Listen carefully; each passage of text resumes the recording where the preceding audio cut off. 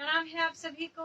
और आज के इस स्पेशल शो में हम बात करने जा रहे हैं eligibility reader professor Ashwini ji Agarwal से। एलिजिबिलिटी हम समझते हैं, जब किसी कोर्स में एडमिशन के लिए हम फॉर्म भरते हैं तो उसमें लिखा होता है कि एलिजिबिलिटी क्राइटेरिया है कि आपने 10th पास की हो या 12th किया हो, मिनिमम इतने परसेंट से आपने मार्क्स से क्लियर किया हो, फिर आप कोई कंपटीशन क्लियर करें। ये सब एलिजिबिलिटी क्राइटेरिया में आता है। आज हमारे साथ टीनेजर्स जुड़े हैं इस प्रोग्राम में और प्रोफेशनल्स भी हैं जो अच्छी पोस्ट पर काम कर रहे हैं। यंग जनरेशन भी है जो अभी टीनेज में एंटर करेंगे। ये सभी अलग अलग एज ग्रुप के जो बच्चे हैं, जो लोग हैं, वो जानना ये चाहते हैं कि एलिजिबिलिटी लाइफ के टर्म्स में क्या है। किसी फॉर्म पे डिफाइन होती है किसी इंस्टीट्यूशन के लिए कि एलिजिबिलिटी ये होनी चाहिए, लाइफ के लिए कहाँ पे डिफाइन है कि एलिजिबिलिटी क्या होनी चाहिए so that we can have a good life. इसीलिए आज प्रोफेसर अश्विनी जी अग्रवाल का हम स्वागत करते हैं। प्रणाम अश्विनी जी। प्रणाम। और आपका बहुत बहुत स्वागत है। आपको एलिजिबिलिटी रीडर के नाम से जाना जाता है, यानी कि एक ऐसा शख्स जो एलिजिबिलिटी पढ़ने की योग्यता रखे। तो आपको सबसे पहले जो हमारी जो यंग जनरेशन आज जानना चाहती है वो ये कि लाइफ के टर्म्स में एलिजिबिलिटी नाम का ये वर्ड हमें क्यों समझने की जरूरत है। What exactly is life eligibility in context of life. देखो, लाइफ के किसी भी पार्ट में रहो, किसी भी फेज में हो, कोई भी उम्र हो, फर्क नहीं पड़ता। सिर्फ एलिजिबिलिटी इज द क्राइटेरिया जो तुम्हें डिफाइन करेगा कि तुम लाइफ में करना क्या चाहते हो। बेसिकली क्या होता है कि देखो, एक ना तुमने सुना होगा कि डेस्टिनी नाम की कोई चीज होती है। एक वर्ड सुना होगा, डेस्टिनी, फ्यूचर। तो एलिजिबिलिटी किस लिए चाहिए कि आज की तारीख में की बात करें हम, या पहले भी कभी भी बात करें, तो हर समय हर इंसान की एक ही वरी होती है, एक ही टेंशन है उसको कि मेरा भविष्य में क्या होगा। है कि नहीं? है ना? एक ही टेंशन है सबको कि मेरा भविष्य में क्या होगा। तो ये टेंशन क्यों है? अगर इसको समझने की कोशिश करोगे तो तुम्हें 1 मिनट में समझ आ जाएगा। वो टेंशन इसलिए है क्योंकि हमें यह नहीं पता कि हमारी एलिजिबिलिटी क्या है और फ्यूचर हम कैसे बनाएं।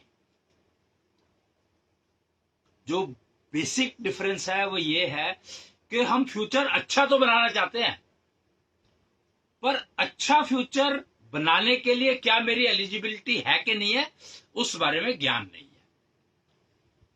या मैं अच्छा फ्यूचर बनाना चाहता हूं तो उसके लिए मुझे क्या एलिजिबिलिटी चाहिए, उसके बारे में पता करने का कोई सिस्टम अवेलेबल नहीं है। क्यों? क्योंकि एलिजिबिलिटी हमेशा फ्यूचर डिफाइन करता है। तुम एलिजिबिलिटी प्रेजेंट नहीं डिफाइन कर सकता। एलिजिबिलिटी हमेशा फ्यूचर डिफाइन करता है। जैसे आईआईटी में अगर तुम लोगों को एडमिशन लेना है तो आईआईटी वाला एलिजिबिलिटी डिफाइन करेगा कि भैया ये तेरी एलिजिबिलिटी है तो तू मेरे यहां पे आ सकता है। तो वो फ्यूचर हो गया। इसलिए एलिजिबिलिटी हमेशा फ्यूचर डिफाइन करता है, और फ्यूचर जो है वो लिखा जाता है तुम्हारे पास्ट से। Past rights future. तो अगर जो पास्ट जो है वो तुम्हारी एलिजिबिलिटी डिफाइन कर रहा है। अगर तुम्हें अपनी एलिजिबिलिटी पता है तो तुम 100% अपने फ्यूचर में मार नहीं खा सकते। गारंटी है इस बात की। क्यों? क्योंकि अगर तुम्हें पता लग गया कि यार मेरी एलिजिबिलिटी आईआईटी की है ही नहीं, तो तुम उसमें अपना पैसा खराब नहीं करोगे, रिसोर्सेज खराब नहीं करोगे, टाइम खराब नहीं करोगे। नहीं, पर ऐसा भी तो हो सकता है जैसे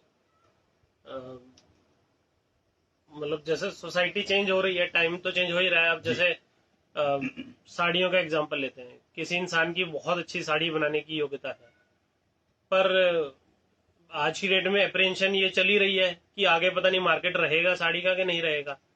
उसकी तो योग्यता है बहुत अच्छी साड़ी बनाने की, वो बना के भी रख सकता है स्टॉक, पर अब उसको ये डर सता रहा है कि ये बिकेंगी कि नहीं बिकेंगी। ठीक बना तो मैं लूंगा अपनी योग्यता से। ठीक है। तो अब यहाँ पर देखो रूल क्या है, साड़ी बनाने की योग्यता उसने सीखी, जी साड़ी बनाने की उसने योग्यता सीखी कहीं पर, तो अगर उसको पता है कि उसने सिर्फ साड़ी बनाना सीखा तो वो साड़ी में अटक के रह जाएगा। लेकिन उसने ये सीखा कि डिजाइनिंग कैसे करते हैं, अपनी उसने इनोवेशन, साड़ी बनाने का मतलब क्या है कि उसके अंदर नए नए डिजाइन वो इम्प्लीमेंट कर पाता है। अगर कपड़ा बनाना कपड़ा बेसिकली कपड़ा हुआ तो कपड़ा तो पहनना बंद होगा नहीं कभी भी, तो वो मार्केट के हिसाब से अपने आप को अपने उसको चेंज कर लेगा। सिर्फ प्रोडक्शन ही तो उसकी वे ऑफ प्रोसेसिंग, यानी अगर वो मान लो साड़ी सिर्फ डिजाइन करना जानता है तो कपड़े में वो डिजाइन कपड़े में बना देगा, उसको ड्रेस जो मर्जी बनाओ, है कि नहीं। तो योग्यता यहां पर जो देखनी है वो ये देखनी है कि तुमने एक पर्टिकुलर काम के लिए योग्यता सीख रहे हो तुम, और एक है कि तुम योग्यता तुम्हारी है और फिर तुम काम सीख रहे हो, दो चीजों में फर्क हो गया ना। तो योग्यता तुम्हारा फ्यूचर डिफाइन कर रही है, यहां पर तुमने अपना फ्यूचर अपने आप डिफाइन किया बिना योग्यता समझे। साड़ी वाले एग्जाम्पल की जो बात करी है तो उसको मैं ये बताना चाहूंगा कि उसने अपना फ्यूचर साड़ी में फिक्स कर दिया, तो वो हमेशा ही डिपेंडेंट रहेगा कि मार्केट जो है वो बदल नहीं पाएगा अपने आप को। मतलब प्रोडक्ट बना के रख लिया उसने, हाँ, बजाय इसके कि वो तो फंस गया को यूज करता। करेक्ट नहीं, अभी भी अगर मान लो उसकी एलिजिबिलिटी जो है इनोवेशन की है, तो साड़ी उसने बना करके रख ली तो उसको ड्रेस, तो साड़ी को ड्रेस में तो कभी भी कन्वर्ट कर सकता है, सूट बना देगा, उसका शर्ट बना देगा, जो भी कोई बहुत सारे फैक्टर बना सकता है। तो इनोवेशन इज एलिजिबिलिटी। जी so eligibility actually writes your future. अगर तुम ये बात समझ लोगे तो सारी जिंदगी, होल लाइफ तुम मार नहीं खा सकते किसी भी समय। Failure freedom, freedom from failure will always be available if you try to understand that your eligibility is writing your future. Just understand your eligibility and cultivate that eligibility to achieve whatever you want to achieve, rather than try to achieve something without considering the eligibility. तो eligibility बढ़ाई भी जा सकती है या लेके ही पैदा होते हैं? एलिजिबिलिटी तो लेकर के पैदा होते हैं, बट जैसे इसका एग्जांपल समझना है तो ये समझो कि बीज, एक बीज है, बीज तो किसी काम का है नहीं, बीज किसी काम का नहीं है जब तक कि उसको तुम प्लांट नहीं करोगे। जब उसको प्लांट करोगे तो उसके बाद उसकी प्रोसीजर है, उसको अगर तुम ठीक से खाद दोगे, ठीक से पानी दोगे, टाइम पर पानी दोगे, यानी कल्टीवेशन प्रोसेस है। तो कल्टीवेशन प्रोसेस डिफाइन करेगा कि what kind of fruits they are going to have. Beej is past as eligibility and fruits which you are going to get from that beej are the future. तो इसलिए अगर तुम्हें fruits ठीक चाहिए तो बीज तुमने जो चूज कर लिया फ्रूट उसी के मिलेंगे, पर कल्टीवेशन प्रोसेस उस बीज के अकॉर्डिंगली करनी है। ये नहीं कि तुम गेहूं बो रहे हो और चावल वाली कल्टीवेशन की प्रोसेस यूज कर लो, तो वो फिर तुम्हें ना चावल मिलेंगे ना गेहूं मिलेगी। मतलब कि हमने अगर जान लिया कि हमारी क्या एलिजिबिलिटी है तो हम उसके अकॉर्डिंग ही अपने आप को कल्टीवेट करेंगे, उसकी स्किल्स को कल्टीवेट करेंगे, तो हमारा फ्यूचर भी अच्छा बनेगा, हम उसमें फेलियर के चांसेस कम हो जाएंगे। फेलियर जीरो हो जाएगा अगर तुम अपनी एलिजिबिलिटी को समझ करके और उससे रिलेटेड कल्टीवेशन प्रोसेस यूज कर रहे हैं। अब ये भी यहां पर यह फर्क है कि हर बीज की कल्टीवेशन प्रोसेस अलग होती है, तो इसलिए जो तुम्हारा कल्टीवेशन, जो भी तुम्हारी एलिजिबिलिटी का सीड है, एलिजिबिलिटी को बीज मान लो तो अपने बीज को समझो और फिर उसका प्रोसीजर समझो कल्टीवेशन का, तो एश्योर्ड है कि फेलियर फ्री लाइफ रहेगी। तो अश्विनी जी, जो अभी हम लोगों का सो कॉल्ड कल्टीवेशन प्रोसेस है वो एक स्टैंडर्डाइज्ड है, स्टैंडर्डाइज सिलेबस है, बोर्ड्स हैं, करिकुलम है, एक पैटर्न है कि बच्चे को इसी तरह से पालना है, इसी तरह का डाइट देना है, इसी तरह से हम ग्रो करते हैं, जैसे कल्टीवेट करते हैं अपने बच्चों को। हाँ, इसमें हमें फेलियर्स भी बहुत मिलते हैं, लेकिन सक्सेस भी बहुत जगह देखने को मिलती है। तो ये कल्टीवेशन प्रोसेस बीज के अकॉर्डिंग होगा, तो ये कैसे संभव हो पाएगा? बच्चे को हम उसी स्कूल में तो भेजेंगे, उसी तरह के तो पेपर। यहाँ पर सवाल स्कूल का है ही नहीं ना। स्कूल क्या होता है? तो कल्टीवेशन प्रोसेस में क्या क्या स्टेप्स आते हैं? कल्टीवेशन प्रोसेस में पहले तो बीज को समझो कि बीज क्या है। बीज के अंदर लाइफ से रिलेटेड 5 पैरामीटर होते हैं। हेल्थ, कैरियर, फैमिली, कपलहुड, मैरिज जिसको कहते हैं, और डेथ। 5 चीजें एक बीज के अंदर होती हैं हर इंडिविजुअल की। When we are talking of human race, 5 parameter हो गए। तो बीज के अंदर ये 5 पैरामीटर है। 5 पैरामीटर तुम्हें के प्रोसीजर सबके अपने अपने हैं। हेल्थ के रिस्पेक्ट में एक पर्टिकुलर किसी इंसान का हेल्थ का बीज क्या कह रहा है, तो ये 5 सीड्स से बनता है इंसान। तो all the 5 seeds you have to cultivate simultaneously. So procedures for all the 5। Eligibility के 5 वो हो गए, पिलर्स हो गए, समझ लो एक बात, एक किस्म से। तो एक भी पिलर अगर तुमने छोड़ दिया तो नेचुरल सी बात है, डिस्टर्बेंस होगी। अगर तुम्हारा कल्टीवेशन प्रोसेस 5 पिलर्स को टेक केयर कर रहा है तो failure free life is assured. तो जैसे हम कहते हैं कि हर बच्चा अपने 7 जन्म के साथ समय एक स्किल सेट लेकर आता है, तो हम किसी भी चीज में अपनी एलिजिबिलिटी बढ़ा सकते हैं। जैसे मान लो एक बच्चे का स्किल सेट है क्रिएटिविटी, वो बहुत अच्छी ड्राइंग कर सकता है, आर्टिस्टिक है, पर वो सिंगिंग सीखे, धीरे धीरे वो सिंगिंग में अपनी एलिजिबिलिटी बढ़ा ले, तो वो अपने स्किल सेट से अलग भी एलिजिबिलिटी बढ़ा सकता है। हाँ, बढ़ा सकता है, क्यों नहीं बढ़ा सकता। पर प्रॉब्लम यहाँ पर ये है कि जितनी अच्छी एलिजिबिलिटी के रिजल्ट्स उसको क्रिएटिविटी में आएंगे उतने सिंगिंग में नहीं आएंगे। मतलब एलिजिबिलिटी किसी भी चीज में बढ़ा सकते हैं, कोई कंडीशन नहीं है। कोई भी इंसान है तो चूज कर सकते हो तुम अपना कोई भी स्किल, कोई भी एरिया चूज कर सकते हो काम करने का। But the key is what we are looking for is failure from freedom from failure. तो चांसेस फ्रीडम के मैक्सिमम उसमें होंगे जो तुम एलिजिबिलिटी का सीड लेकर के आए हो।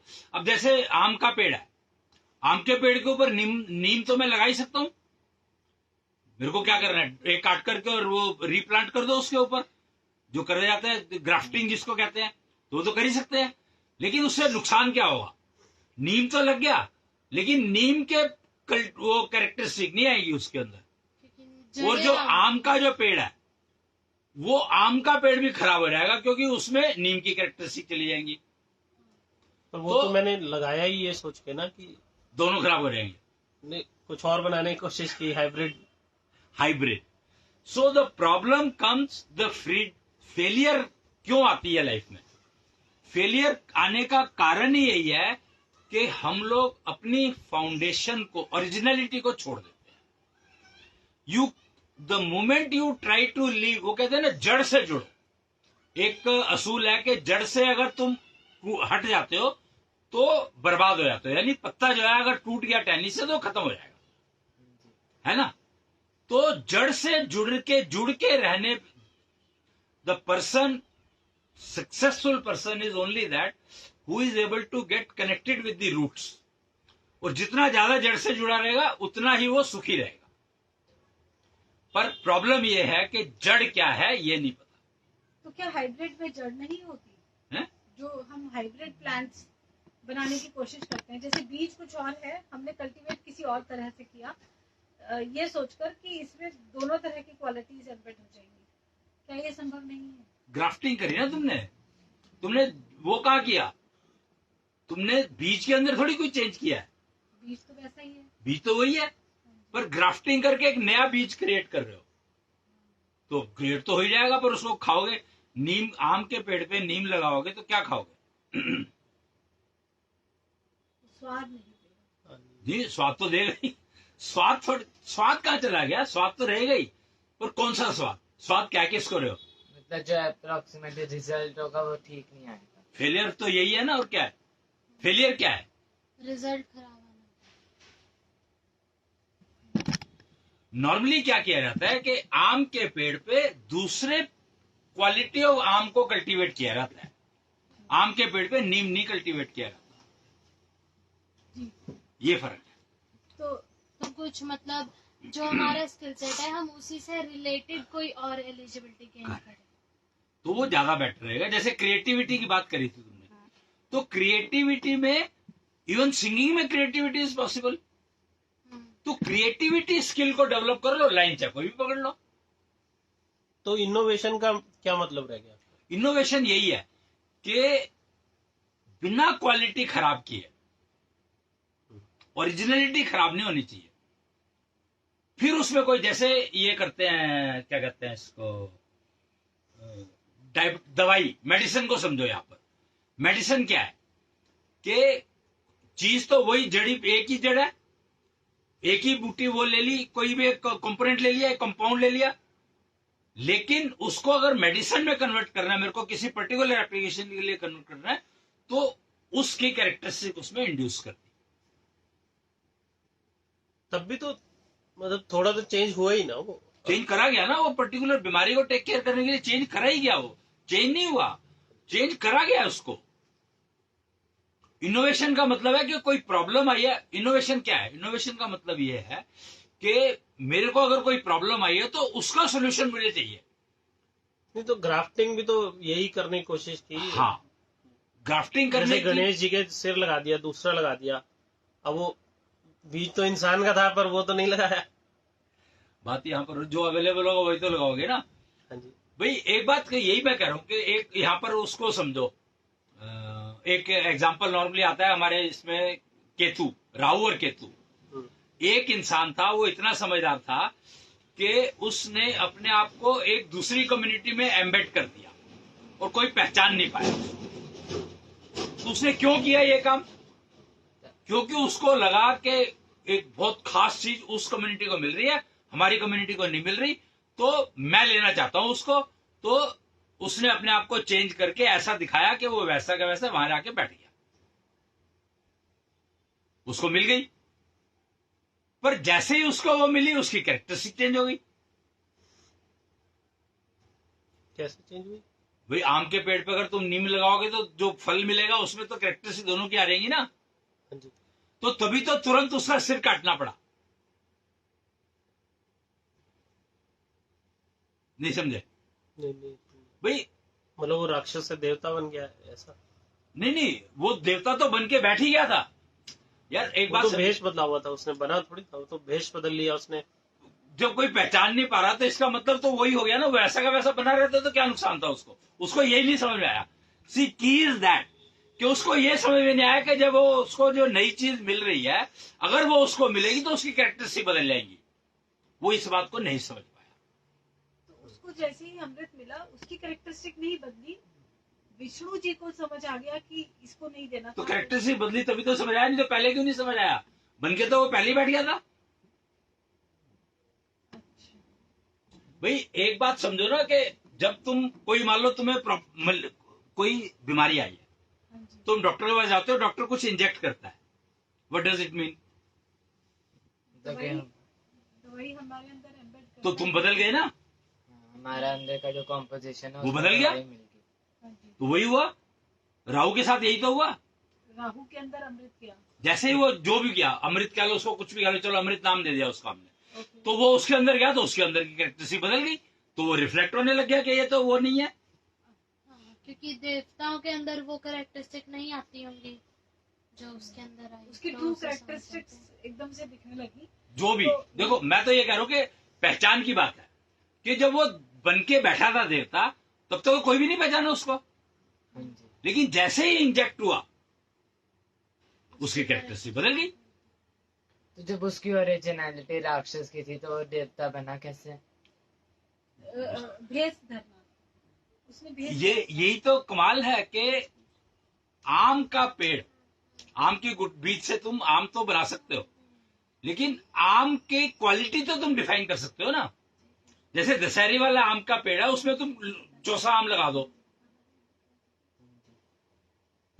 तो कोई फर्क नहीं पड़ा ना खास, पर आम तो खाने में तो उसको फ्लेवर दोनों आएंगे ना। ये हमारे जो सबसे जी। छोटे व्यूअर हैं, ये कोई क्वेश्चन पूछना चाहते हैं।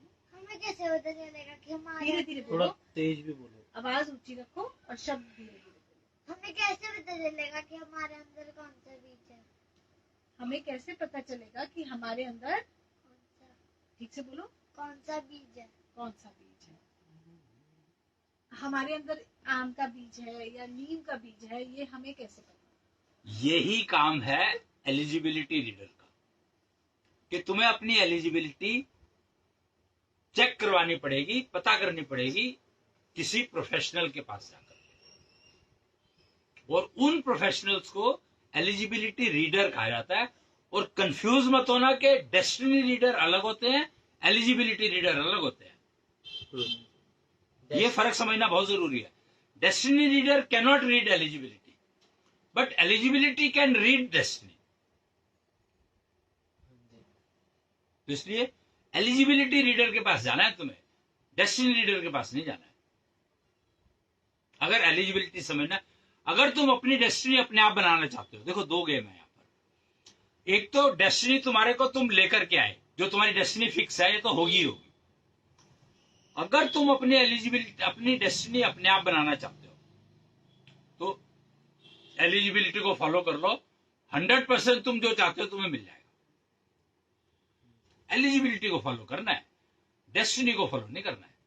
तो जो एलिजिबिलिटी है उसी के हिसाब से हम अपने आप को डेवलप करें और कल्टीवेट उसी के करो, हिसाब से काम तो करें। तुम आम के बीज से आम का ही फल मिलेगा फिर। जी। तो अब एक प्रश्न बहुत नेचुरली हम सबके मन में आता ही है कि किसी की एज 40 है, किसी की 60 है, किसी की 20 है। हमें एक पर्टिकुलर तरीके से कल्टीवेट कर दिया गया है। हमें अपनी एलिजिबिलिटी के बारे में या तो पता नहीं है, या हमें अब पता चला है। अब हम क्या कर सकते हैं? हम तो ऑलरेडी, हमें पाल पोस कर आम के पेड़ को नीम की तरह बड़ा कर ही दिया गया है। तो अब हमारे पास क्या ऑप्शन बचता है? तो सबसे पहले अपनी एलिजिबिलिटी चेक कराओ कि एलिजिबिलिटी क्या है, और फिर उसके बाद उस टाइम, उस एज के हिसाब से जो प्रोसीजर्स होंगे। अब जो यहाँ पे प्रोसीजर्स का खेल आ गया, कल्टीवेशन प्रोसेस। तो कल्टीवेशन प्रोसेस अब ऐसा होगा, जो प्रोसीजर आएगा उसको अगर फॉलो करोगे तो जो नीम की कैरेक्टरिस्टिक है वो धीरे धीरे एलिमिनेट हो जाएंगी और आम की रह जाएंगी। जी। तो अभी तो जैसे हमने एग्जांपल लेके बात की आम की कैपेबिलिटी या नीम की कैपेबिलिटी, जी। पर रियल वर्ल्ड में कोई अगर जाएगा एलिजिबिलिटी रीडर के पास, तो एलिजिबिलिटी मतलब क्या, वो क्या बताएंगे उन्हें?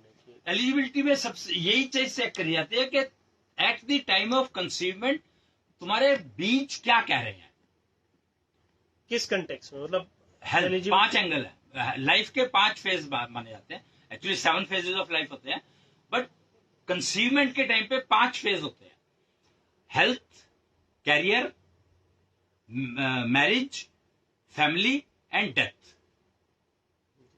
ये 5 वो होते हैं पैरामीटर्स। तो ये अगर पता लग गए, उसके बाद जब डिलीवरी हो जाती है तो जेंडर आ जाता है। तो प्रोसीजर जेंडर बेस्ड होते हैं। एलिजिबिलिटी फैक्टर तुम्हें पता लग गया, जो आज की, मान लो आज 40 साल का उम्र है, तो उसका एलिजिबिलिटी रीडर के पास आज जाता है वो, तो एलिजिबिलिटी उसकी पता लग गई कि कंसीवमेंट के टाइम पे क्या एलिजिबिलिटी थी और अब जेंडर क्या है। तो उसके हिसाब से, और करंट पोजीशन उसकी सीड की क्या है, मतलब नीम का कितना इफेक्ट आ चुका है उस आम के पेड़ में। तो डेथ की क्या एलिजिबिलिटी हुई? चलो कैरियर की हो गई, शादी की भी हो गई, pain free death. Ultimately we are talking of freedom from failure. वो हेल्थ में ही आ गया ना, वो तो नहीं, मीन्स क्या ये आप हेल्थ अच्छी होगी तो पेन फ्री डेथ। कोई जरूरी नहीं है, एक्सीडेंट हो गया। क्या आप एलिजिबिलिटी रीडर होने के नाते ये भी बता सकते हैं कि इस पर्सन की डेथ पेन वाली होने वाली है? पेन वाली तो मेरे ख्याल से वो करंट पोजीशन देख करके पता लग जाता है। हाँ, कि इसको बहुत पेन होगा इसकी डेथ नहीं बहुत और कम का ये कोई ये तो डेस्टिनी का काम हुआ ना, एलिजिबिलिटी का Correct. काम इसमें कहाँ है? पहली बात। दूसरी बात ये है कि देखो पेन है, कम या ज्यादा का एक कल हो तो दवाई ले लो तो कम हो जाएगा। तो डेथ को डेस्टिनी कहा गया है, एलिजिबिलिटी नहीं है। मैंने कब कहा एलिजिबिलिटी? आपने मैंने eligibility to get pain free death, that's what I am saying. We are talking of freedom from failure. So death in the pain is not a freedom from failure. So if you want freedom from failure in death, when you are leaving this world, so you have to adopt certain procedures according to your eligibility so that you are able to leave this world pain free, बोझ free. Basically pen भी इतनी issue नहीं होता है। Main मैंने जो समझा है, पेन अपनी प्रॉब्लम का पेन इतना नहीं होता है जितना कि ये पेन होता है कि मैं दूसरे के ऊपर बोझ बन गया। प्रॉब्लम यहां है कि कोई भी ये नहीं चाहता कि चलो मेरे को कोई पेन है, मैं अपने पेन को सहन कर लेता हूं या कुछ भी करता हूं, उसके लिए वो कर सकता हूं। लेकिन प्रॉब्लम तब होती है जब उसको लगता है कि यार मैं दूसरे के ऊपर बोझ बन गया, तो वो पेन से फ्री होना जरूरी है। तो we are talking about that pain which you start feeling because of others, dependency so called. तो कोई लिमिट, अपर लिमिट भी होती है एलिजिबिलिटी बढ़ाने की? नहीं, कोई अपर लिमिट। वो डिपेंड करेगा कि जब तुम इस दुनिया को छोड़ करके दोबारा इस दुनिया में आ रहे हो तो कोशिश ये करो कि ह्यूमन बर्थ तुम्हें साथ की साथ मिल जाए। हम लोग ये सजेस्ट करते हैं बीइंग एलिजिबिलिटी रीडर के ट्राई टू अडॉप्ट प्रोसीजर्स के ये जन्म अगर तुम्हारा पूरा हो गया है तो तुम्हें अगला जो जन्म मिले वो मनुष्य के रूप में मिले। कोशिश ये करो कि ये जन्म में मृत्यु आए ना, यानी मृत्यु आए पर यही शरीर मिल जाए। पहले तो मनुष्य जन्म मिले। तो एलिजिबिलिटी रीडर क्या सजेस्ट करता है, कहता है कि पहली तो टारगेट ये है कि तुम्हें नेक्स्ट बर्थ जो है ह्यूमन बर्थ मिल जाए। फिर उसके बाद दूसरी डिजायर ये है कि सेम जेंडर मिल जाए। जेंडर तो सेम ही मिलेगा? नहीं, कर्म फल पे डिपेंडेंट है सब कुछ, फिजिकल या मेंटल, कुछ भी। फिजिकल जेंडर तो सेम ही रहता है। किसने कहा? ये कहाँ लिखा है? न्यूट्रल में कोई चला गया, पर मैक्सिमम केसेस में तो नहीं रहता सेम। मेल को फीमेल का जेंडर मिल जाता है और फीमेल को न्यूट्रल का जेंडर मिलता है अगर फीमेल कोशिश करती है तो। अम्बा एग्जाम्पल है। अच्छा, मतलब शिखंडी? फीमेल को मेल का नहीं मिलता, फीमेल न्यूट्रल होती है, पर मेल को फीमेल का मिल सकता है। मेल को फीमेल का मिलता है अगर उसको सजा देनी हो तो, ऐसा कहा जाता है। इसलिए दूसरे, पहला टारगेट ह्यूमन बर्थ मिल जाए, दूसरा जो है कोशिश ये होनी चाहिए कि सेम जेंडर मिल जाए। तो ये हमारे हाथ में तो है ही नहीं कि हमारी डेथ के बाद हमें क्या मिलेगा। कर्मफल तुम्हारे हाथ में है ना, पास्ट राइट्स फ्यूचर। पर हम फ्यूचर में तब तक ही तो वो काम कर सकते हैं जब तक हम जिंदा है। क्यों? जब हम मर गए उसके बाद हम फ्यूचर तो वो भी तो फ्यूचर है। मरने के बाद क्या, वो भी तो फ्यूचर ही है। अच्छा, एक और बात, किसी पर्सन की डेथ हुई और उसकी डेड बॉडी को कोई उठाने वाला नहीं रहा, और जैसे कहते हैं ना कि मरने के बाद कोई तुम्हें पूछेगा भी नहीं, तुम्हारा चील कौवे तुम्हारी डेड बॉडी के आसपास रहेंगे, तो क्या ये भी उस पर्सन ने ही कमाया था कि हाँ। उसकी डेड बॉडी के साथ इस तरह का?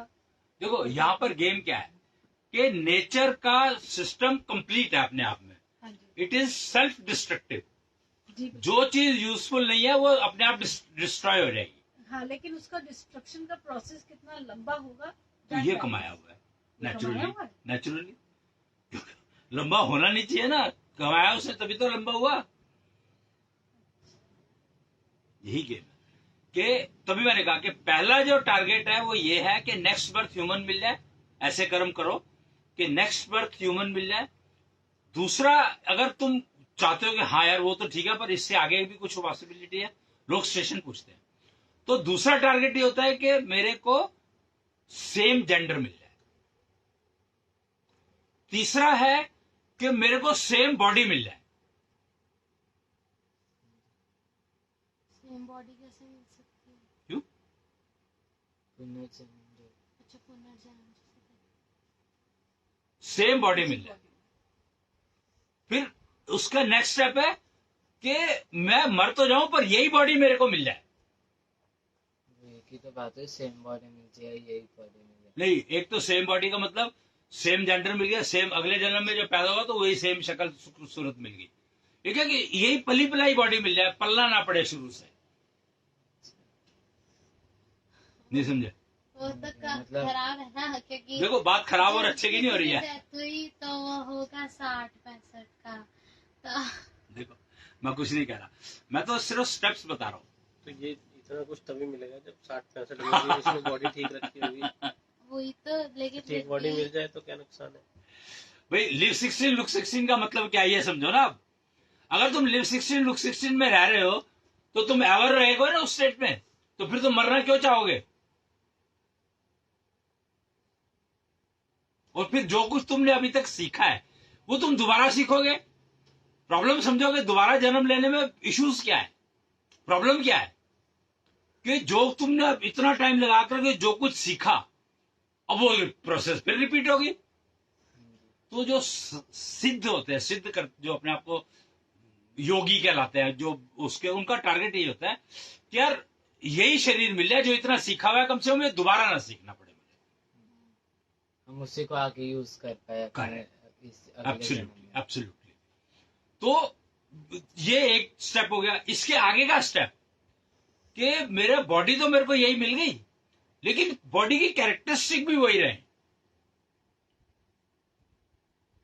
एलिजिबिलिटी जो है, सीट 5 मेरे 5 सीट जो कल पोजीशन थी वही रहे, तो वो अल्टीमेट है। रीबर्थ में अल्टीमेट वो स्टेप है। अच्छा, मतलब रीबर्थ में हमारी सीड भी चेंज हो सकती है। सब कुछ हो जाएगा भाई, सारा एक्सपीरियंस गया, सारा सीखा हुआ गया, अच्छा खराब जो कुछ था सब गया। और फिर वर्ष पार्ट तुम पहले 3 साल डिपेंडेंट हो दूसरे पे, वो तुम्हें क्या सिखा दे? जी, तुम्हारे हाथ में है ही नहीं कुछ। जो गर्भकाल होता है 0 से 3। उस टाइम पे तो तुम्हें वही सिखाएगा ना जो उसको समझ में आएगा। तो तुम्हारा जो ओरिजिनल सीड है वो उसकी सारी क्वालिटी बदल गई। अपब्रिंगिंग में तुम्हारे बूट सेक्टर, एक होता है बायोस, एक होता है बूट सेक्टर। तो बायोस तो तुम लेकर के पैदा होते हो और बूट सेक्टर पेरेंट्स लिखते हैं। अगर बायोस और बूट सेक्टर मैच नहीं कर रहे तो क्या होगा? फेलियर आएगा। और शायद बायोस तो हमारी एलिजिबिलिटी होगी, जो हम सीड जो जन्म Correct. से लेके आए हैं, करेक्ट, वो बूट सेक्टर जैसे हम अपने आप को ग्रो कर रहे हैं। वही तो जो तुम नहीं कर रहे हो, वो ग्रो करवा रहे हैं तुम्हें। हाँ, तो अगर सेम नहीं होगा तो फेलियर आएगा। करेक्ट। आपस में इंटरफेस अगर ठीक नहीं होगा तो काम नहीं करेगा वो। तो इसका मतलब जो बच्चों को या बड़ों को भी मेंटल हेल्थ प्रॉब्लम्स आती हैं जिसको हम स्ट्रेस कहते हैं, उसका एक बड़ा कारण बायोस और बूट सेक्टर में कॉन्ट्रडिक्शन है। Naturally naturally. Okay. तो इसको चेक करने के लिए कि ये ना हो, एक ही तरीका है कि बचपन में ही ये समझ लिया जाए कि इसका एलिजिबिलिटी क्या है। कंसीवमेंट पे ही, अर्लियर दी बेटर। कंसीवमेंट पे समझा जा सकता है, हाँ बिल्कुल, क्योंकि तब तक तो हमें पता ही नहीं है कि बच्चा डिलीवर कब होगा एग्जैक्टली। कोई फर्क नहीं पड़ता अगर कंसीवमेंट के टाइम पर, क्योंकि प्रेगनेंसी पीरियड में जो केयर लेनी है वो केयर एटलीस्ट ले पाओगे तुम, ओके, क्योंकि जेंडर थोड़ी पता है अभी। तो इसलिए डिलीवरी के बाद जो जेंडर बेस्ड प्रोसीजर होंगे वो होंगे, लेकिन जब तक गर्भ में है तब तक तुम वो प्रोसीजर्स तो ले सकते हो, एटलीस्ट यूज कर सकते हो जिसमें के उसको नुकसान ना हो। तुम्हारे उसको बीज पता है तुम्हें। जी, तो अब आज हमने एलिजिबिलिटी के टॉपिक को समझा। अब ये मुझे लगता है कि आज का हमारा लास्ट क्वेश्चन रहेगा, समय काफी हो गया है। एलिजिबिलिटी अभी जो कुछ चल रहा है मार्केट में वो हम जानते हैं, एक तरीका है, फिक्स पैटर्न है जिसपे हम चलते हैं। एंड किसी को फेलियर मिलता है एक एस्पेक्ट में, किसी को दूसरे एस्पेक्ट में, और हम इसके लिए डेस्टिनी को दोष नॉर्मली देते हैं जी। अब अगर किसी पर्सन ने एलिजिबिलिटी को समझकर ही अपनी जिंदगी को आगे बढ़ाया है, उसके parents were so much careful, तो हमें क्या फर्क उसकी लाइफ में ओवरऑल मिलेगा, इररिस्पेक्टिव ऑफ वो डेस्टिनी में कुछ भी लिखवा कर लाया हो वो पर्सन। देखो बहुत इंपॉर्टेंट है, क्योंकि जब एलिजिबिलिटी की बात करते हैं हम लोग, और कल्टीवेशन प्रोसीजर एलिजिबिलिटी के हिसाब से अडॉप्ट किया हमने, तो क्या होता है कि you are able to reach a level that you can get the same body in the same experience के साथ नया जन्म। नहीं मतलब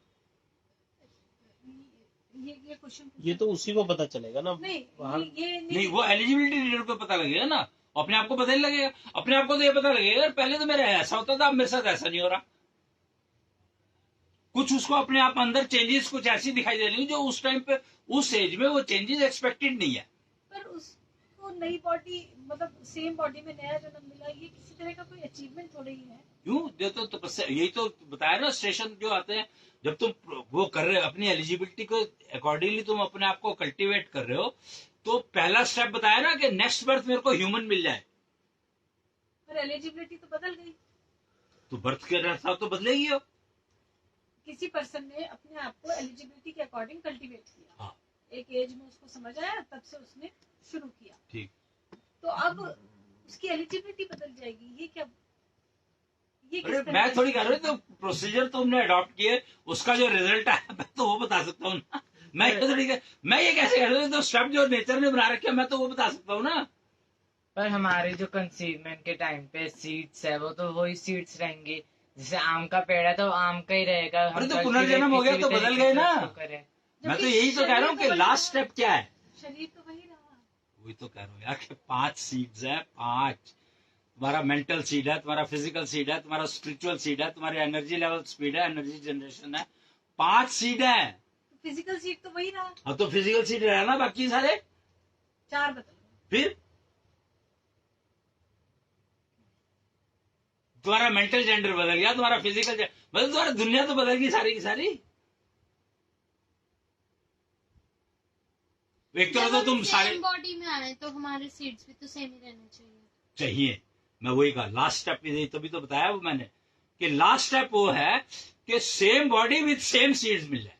नहीं, अगर हम सेम बॉडी में हमने जन्म लिया तो सीड्स हमारे सेम ही रहेंगे। अरे तुम्हारे हाथ में एक जन्म लेना, अगर हम इतनी अपनी एलिजिबिलिटी बढ़ा तो दें तुम्हें तो सेम अगला, अगर बॉडी बदल गई तुम्हारी, अगर तुम्हारी बॉडी बदल गई तो तुम्हारे सीड बदल ही गए ना। बॉडी बदल की तो अगर हम यहाँ तक पहुँच गए कि हमें सेम बॉडी में जन्म मिल गया, इसी बॉडी में, हाँ इसी वाली बॉडी में दोबारा जन्म मिल गया, हाँ। तब तो हमारे सीड सेम ही रहेंगे। क्यों? बॉडी तो सेम ही है, बॉडी तो एक ही सीड तो सेम रहा ना, बाकी 4 बदल जाएंगे। बदल लेंगे ही। जन्म पुनर्जन्म का मतलब ये सीड बदल गए तुम्हारे। कोशिश ये रहनी चाहिए कि सेम सीड भी मिल जाए।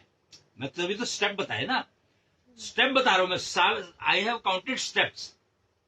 तो तुमने किस लेवल तक की तपस्या करी उस तरह उसका रिजल्ट मिल जाएगा, बात खत्म। इसका बेनिफिट हमें क्या है? किसका? अगर नया जन्म मिल गया इसी बॉडी में, किसी को भी इसका बेनिफिट क्या है?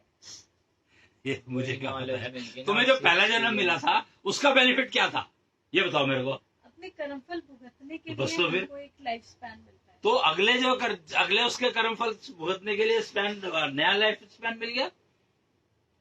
तुम सिर्फ इसको ये बात समझो ना कि तुम्हारा जन्म हुआ और तुम्हारा जन्म हुआ 8 साल का, मतलब पैदा होते ही तुम 8 साल के थे, 10 साल के थे, 15 साल के थे, 50 साल के थे। जैसे द्रौपदी, वो अग्नि से जब निकली थी तो she was a full fledged woman. तो ये तो तुम्हें पता है, तो फिर तुम मेरे से पूछ कर रहे हो। कभी बचपन नहीं देखा था उसने, पर उसको कोई बेनिफिट थोड़ी हुआ इस चीज का। ये मुझे क्या पता, ये मैं जो कैसे चीजें बता सकता हूँ। बचपन में माँ सिखाती है वो उसको सिखाने वाली कोई थी ही नहीं। करेक्ट। तो इसलिए मैं कह रहा हूँ कि सीखने की जरूरत नहीं है ना, तुम सीखे सिखाए पैदा हो, जो तुमने सीख रखा था। क्योंकि वो उसी बॉडी में नहीं आई ना, वो फ्रेशली वही बड़ी बॉडी लेके आई, पर वो जैसे बच्चा वो उस बॉडी में थोड़ी थी कि 35 साल की बॉडी उसके साथ चल रही थी और उसने भी उसी को कंटिन्यू किया। मतलब तो समझने की कोशिश क्या कर रहे हैं आप? कुछ नहीं है। निश्चल कुछ पूछ रहे हाँ, थे। बोलो बोलो बेटा क्या? एलिजिबिलिटी जन्म के साथ लाते हैं वो भी कर सकते हैं। वो कम हो सकती है। कम हो सकती है? नहीं, एलिजिबिलिटी एक्चुअली कम क्या यार, बीज है तो बीज ही अगर पड़ा रहेगा तो वो किसी काम का नहीं है ना। एक दोहा यहाँ कबीर जी का हमने सुना है, मानव जो रखता रहा छोटे छोटे लक्ष्य, हो ना सका वो फिर कभी अपने ही समकक्ष। तो ये दोहा प्रिसाइजली यही बता रहा है कि पुनर्जन्म उसी कैरेक्टरिस्टिक में होवे, अपने ही समकक्ष। वही तो अपने समकक्ष का मतलब क्या हुआ कि बदला नहीं कुछ भी और पुनर्जन्म भी हो गया।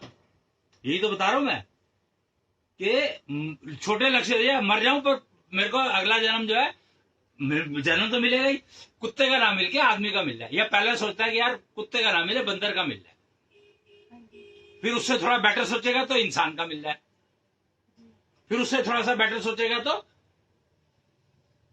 इसी जन्म में मिल जाए, फिर इससे बेटर सोचेगा कि मैं जो हूं वही रह जाऊं।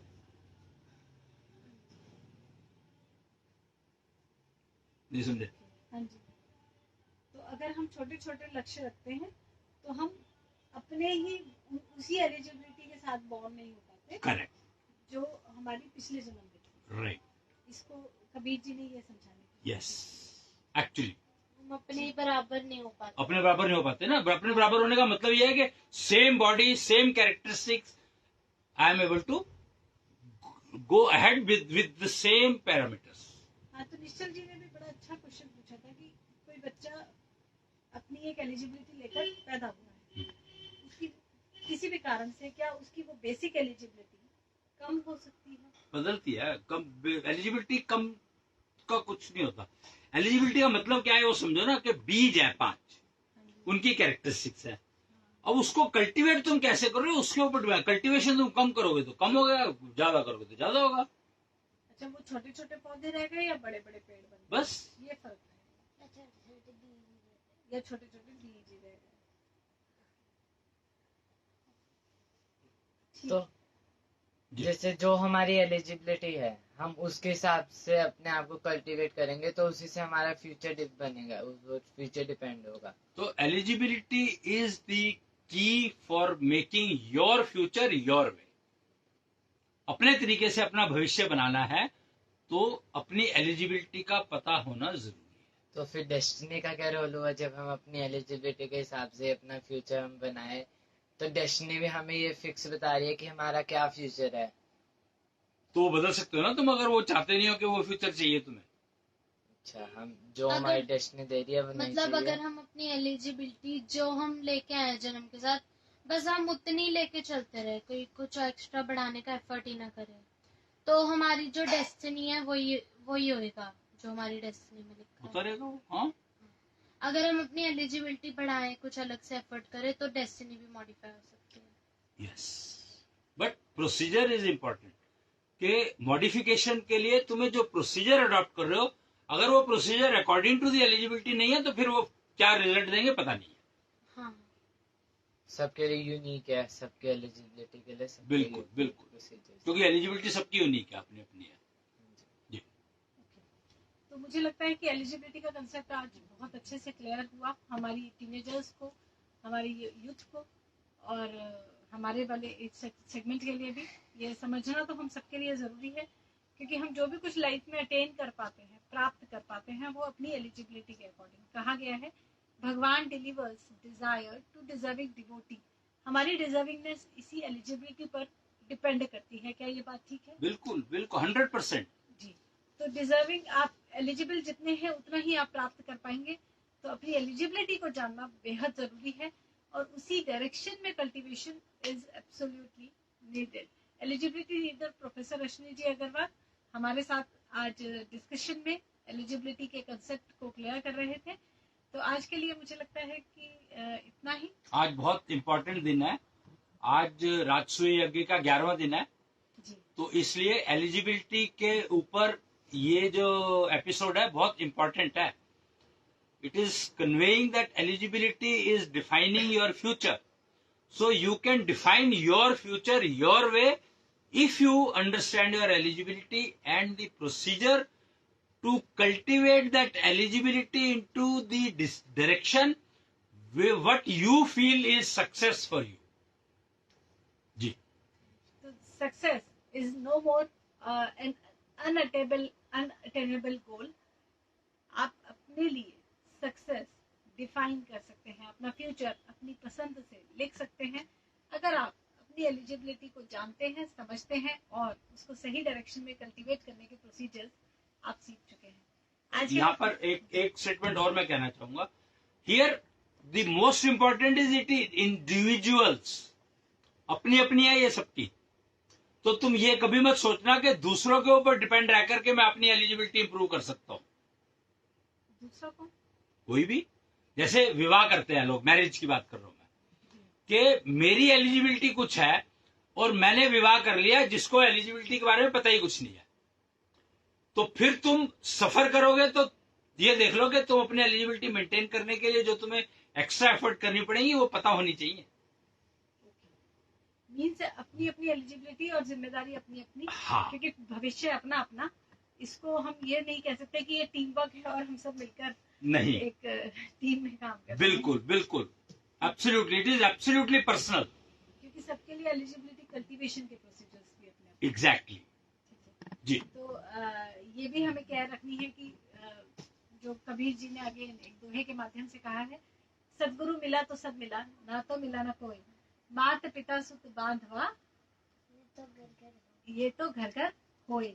यानी कि आपके रिलेशंस अपनी जगह हैं, दोस्त अपनी जगह हैं, लेकिन सदगुरु यानी कि the person who is able to tell you कि आप अपनी एलिजिबिलिटी को कैसे कल्टीवेट करें, उसकी बात आप सुने, माने, अपनी एलिजिबिलिटी को कल्टीवेट करें और रिलेशंस के चक्कर में अपनी एलिजिबिलिटी को गिरने ना दें.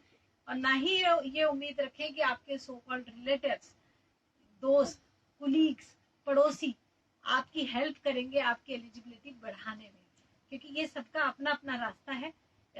इसको कहा गया है कि मैं किससे कहूँ मेरे साथ चल, यहाँ सबके सर पर सलीब है. ये एक शेर किसी गजल से मैं ले रही हूँ कि सबके पास अपनी अपनी जिम्मेदारियां हैं, अपने अपने बोझ हैं. तो ये जिम्मेदारी हमें खुद अपने लिए उठानी है. तो आज के लिए इतना ही. बहुत बहुत धन्यवाद अश्विनी जी का. जय जय जय जय जय भगवान की और भगवान की जय. भगवान की जय. जी. प्रणाम.